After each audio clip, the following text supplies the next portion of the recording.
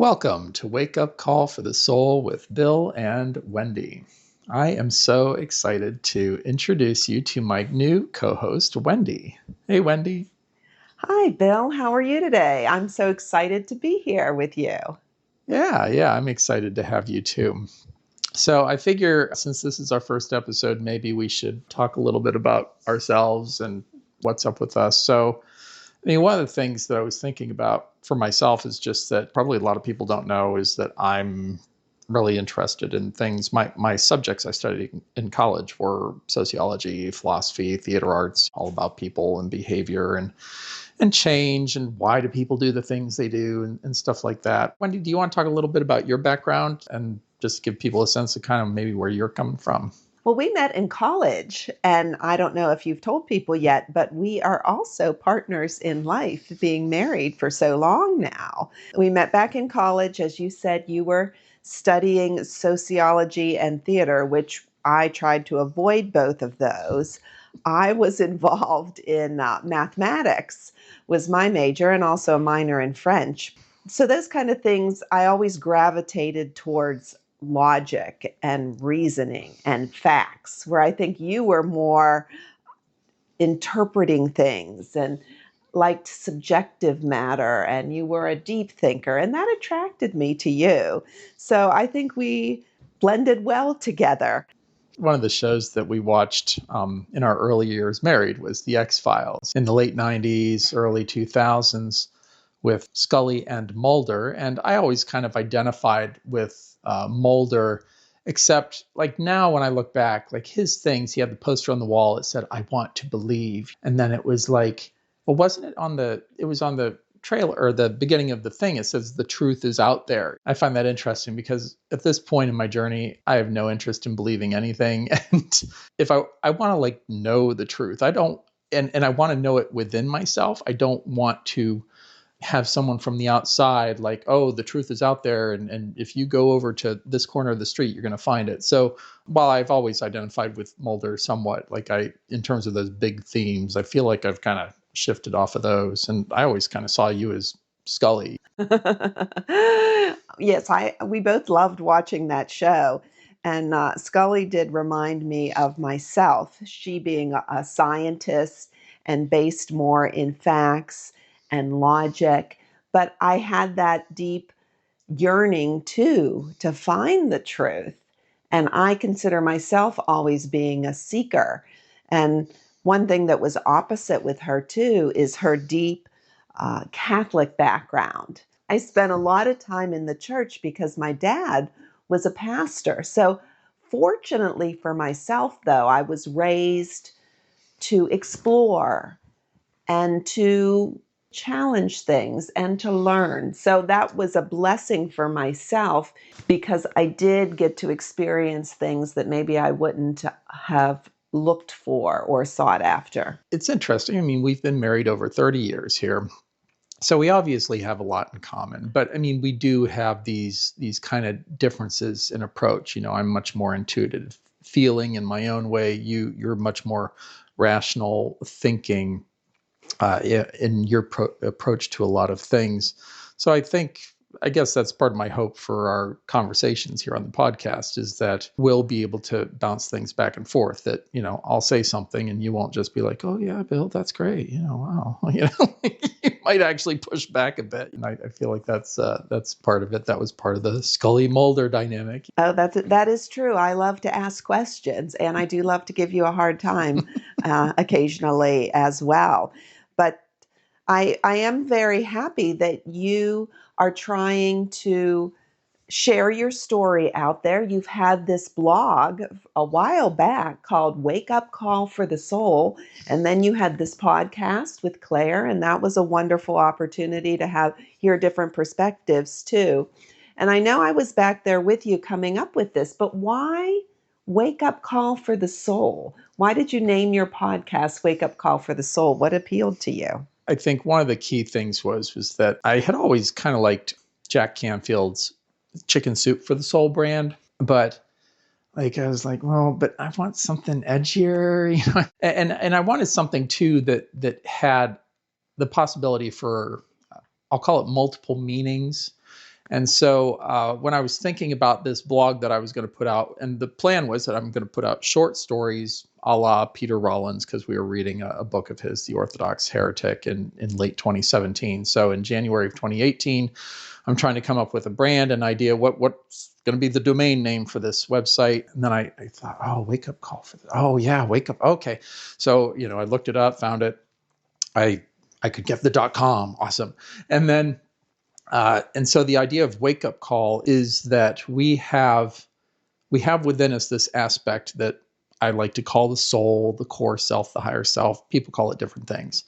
When I think about the soul, this deeper aspect of ourselves, and I realize that I think there's a lot of people that don't even know they have a soul, this aspect of themselves, or they think some other part of themselves is their soul. So that was part of it. And then this idea of awakening. And I think a lot of people think of things like enlightenment as being through their mind. Like, I am going to become enlightened and my mind is going to perceive all this stuff. And in my own journey, which goes back way before 2018, I came to discover through my practice that there are these other parts and aspects of myself, soul, which is one, which has these abilities to perceive, to know things that my mind doesn't have access to. So for me, the wake up call for the soul thing is the idea that I wanted to invite people to awaken this part of themselves within. And part of the wake up call was to this idea that there's kind of two kinds of wake up calls in my mind, two extremes. There's like the, oh, wake up, sleepyhead, wake up call, like it's so light and, and birds are singing or whatever. And then, but there are other kinds of wake up calls, like you have cancer, your house is burned down, awful things have happened, there was a tsunami, take your pick. And I kind of wanted to include all of that gamut in it, this possibility of that there are many different kinds of wake-up calls. Some of them come from within. Oftentimes they come from without. And we are in a time on our planet where there's a lot of change happening. Whether people are in recognition of that or not, I'm not exactly sure. But in 2018, I felt that was the case. And things have only gotten more interesting since then. So I feel like the brand is even more applicable in 2026 than it was in 2018. Yes, I liked a lot of what you said because I do remember way back when you were exploring different ideas for the title. And there were lots of choices out there. I don't remember what they were now, but I wasn't sure about those. But when you told me wake up, what about wake up call for the soul? I was like, yes, that that really did appeal to me. And I like what you talked about with the soul because we don't talk enough about the soul.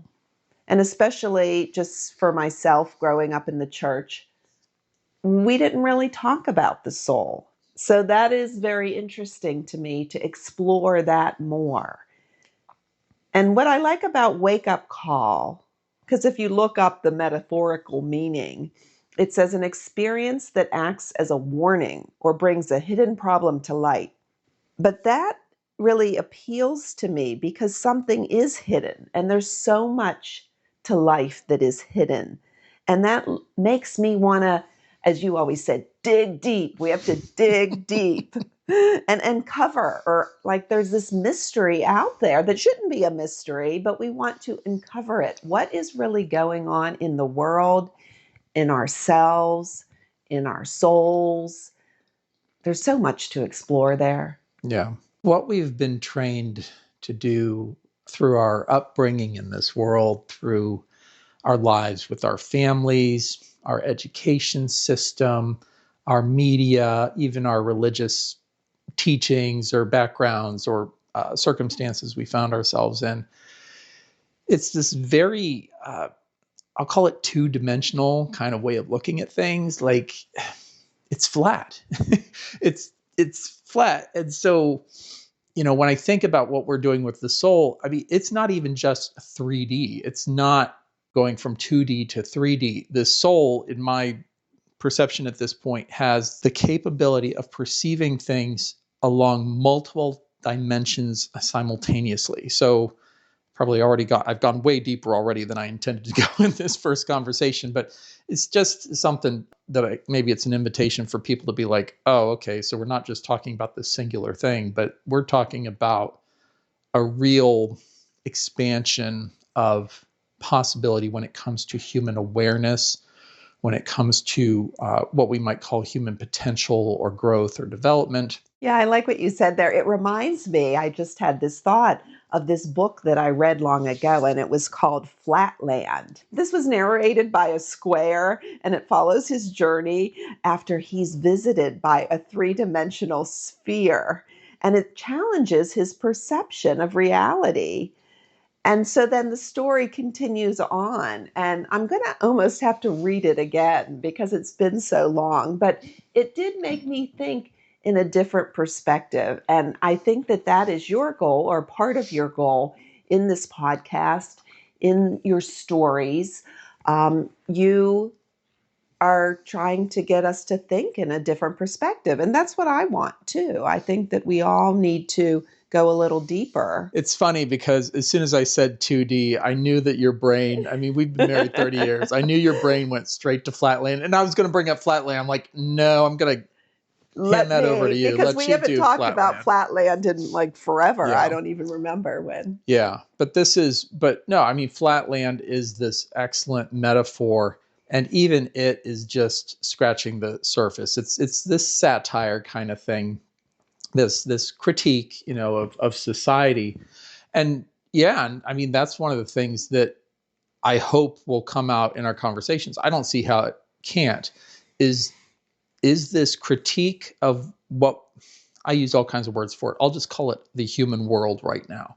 The world that has been invented by people, that most people think is real, that it has some independent reality, some existence that is independent of human beings.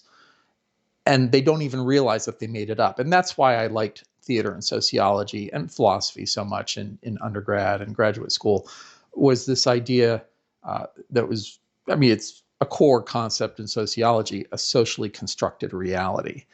And I think that when people hear that phrase, they're like, oh, well, you're talking about, norms and mores and certain institutions or whatever. And for me, that concept is much broader. Like it incorporates way more of what people call reality than they do. So yeah, I do hope that what we end up here, that we're pointing, we're trying to lead toward truth, but we're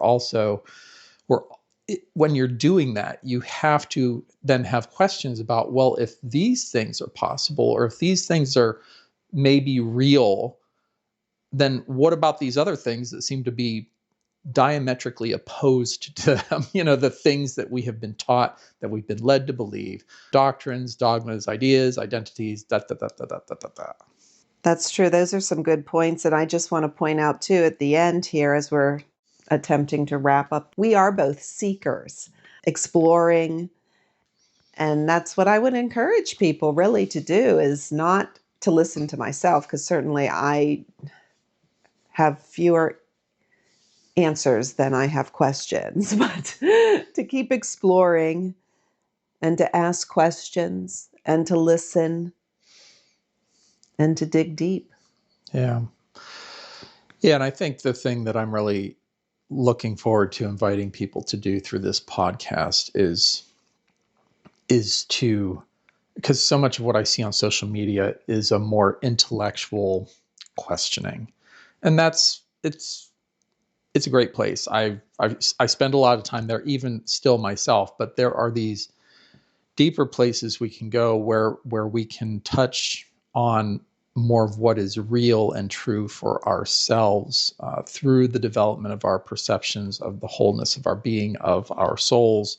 And so, yeah, and that phrase, dig deep, very much applies, because I think I really desire to help people to go deeper than the intellect, to seek that which is more fundamental than the ideas that people have come up with. So that's so exciting because, right, I look forward to exploring this more with you, because that's something certainly I need help with, not being so much on an intellectual level, but being more awakened from a soul level. Yeah, I just hope that listeners will stick with us long enough to get a sense that there's some real juiciness here. There is some stuff that is stuff that you haven't heard before that we're going to talk about in terms of our Ooh, own lives, of, exciting. things that our own experiences, our lives, our practices, and perceptions and possibilities that we are looking to invite you, dear listeners, to hopefully experience for yourselves, and not to take our word for it, or not to just be like, oh well, they say it's so, it must be so. No, I want to invite people to be open to possibilities and potentials that may not have even been on your radar before. So Didn't Scully always, or one of her lines was, "The truth is out there, Mulder. You just need to know where to find it." that is from season 1, episode 1. Yep. That's why they put the I in FBI. Yeah, and again, but that's absolutely That right. fits with this. The truth is out there. We just need to know where to find it. Well, the truth is in here. And instead of looking out through our little brain windows for it, that we have other aspects that we can touch on that truth, that we can perceive it, that we can know it in a deeper way, where it's not a question of like, is this true or real? Where it's like, oh my gosh, like, wow, that's true for me. That's real for me. So that's the difference for me, is the place we're looking within is this deeper location of the soul, what we'll call the soul. It's wake up call for the soul. So as the soul wakes up, it's like, oh, whoa, there's all this stuff here. Amazing. Whoa. That's awesome. Well, so nice to chat with you today, Bill. Yep. It's always a pleasure, Wen. Until next time. Until next time. Thanks so much for listening. We hope you'll join us for our next conversation in episode 1. The truth is in there. And we loved that show, Scully and Mulder. Scully and Mulder. Probably gonna have to cut this.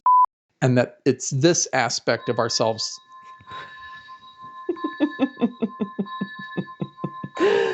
Pause break while our we forgot Damn about bird that. clock. That'll make the outtakes, I guess. My Disney Yeah, this clock is her idea. It's not mine. It's very magical. Yeah, it's real magical when you're trying to do a podcast. Thank you, oh, Steve it's so and Bev. unprofessional. All right. So anyways. So where was I? Do you want me to start over with why wake up call for the soul? Don't want to rehash all Okay. that. Continue. Where was I? I don't remember.